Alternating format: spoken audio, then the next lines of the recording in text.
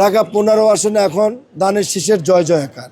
দীর্ঘদিন পর ঢাকা 15 আসনের মানুষ তাদের এলাকার একজন সন্তানকে তারা প্রতিনিধি হিসাবে পেয়েছে।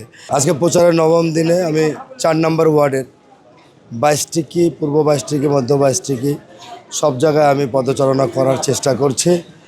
আমার এই নির্বাচনী প্রচারণায় 4 নম্বর ওয়ার্ডের বিভিন্ন পর্যায়ের সাধারণ মানুষ এবং আমাদের সমর্থক যারা বিএনপিকে ভালোবাসে, ধানের শীষের প্রতীকে ভোট দিতে চায়, সকলে রাস্তায় নেমে এসে আপনারা নিজেরাও দেখেছেন যে আশেপাশের বাড়ি থেকে এসে আমাকে গ্রহণ করে নিচ্ছে এবং মুরব্বীরা আমাকে মাথা দিয়ে আমাকে সালাম করছে এবং আমাকে দোয়া দিয়ে বলছে, বাবা তুমি যদি নির্বাচিত হও আমাদের সমস্যাগুলো একটু দেখবা।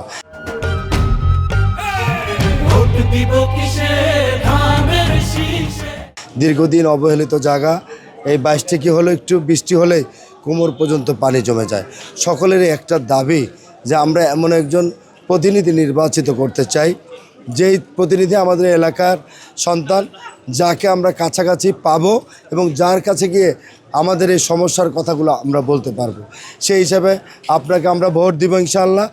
আপনি আমাদের এই জলবদ্ধতা থেকে শুরু করে যারা আছে আমাদের পাশে থাকবেন। যেহেতু আপনি আমাদের এলাকার ছেলে, আপনার প্রতি আমাদের আস্থা আছে। আমি একইভাবে আমিও আমার প্রিয় মানুষগুলোর প্রতি পাশে থেকে আমি সকল কাজ করব এই আশ্বাস দিয়েছি এবং এটা আমার নৈতিকতা থেকে, আমার দায়বদ্ধতা থেকে এই কাজগুলো আমি করব ইনশাআল্লাহ। সারা ঢাকা 15 আসনে এখন ধানের শীষের জয় জয়কার। কারণ দীর্ঘদিন পর ঢাকা 15 আসনের মানুষ তাদের এলাকার একজন সন্তানকে তারা প্রতিনিধি হিসাবে পেয়েছে। সেই কারণে মানুষ সিদ্ধান্ত নিতে চাচ্ছে এবং মানুষ বিভিন্ন জায়গায় তারা নিজেরাই আলাপ আলোচনা করছে। অনেক বছর পরে আমরা আমাদের নিজের এলাকায় একজন মনোনীত প্রার্থী পেয়েছি। আমাদের মনে হয় তাকে যদি আমরা নির্বাচিত করি, অন্ততপক্ষে তাকে আমরা সব সময় কাছে পাবো।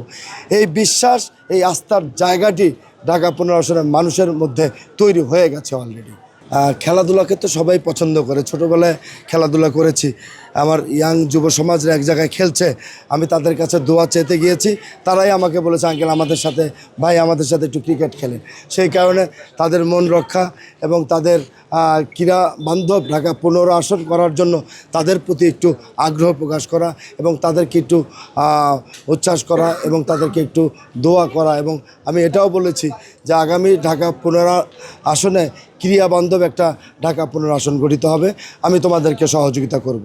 এবং যুব সমাজও চায় তাদের পছন্দের একজন মানুষ, যার সাথে তারা একটু কথা বলতে পারবে, যার সাথে একটু ফ্রি ফ্র্যাঙ্কলি বলে তাদের সমস্যার কথা বলতে পারবে, সেরকম মানুষও আমার যুব সমাজরা চায়। এই জন্য তাদের সাথে একটু আনন্দ ভাগাভাগি করে নিলাম।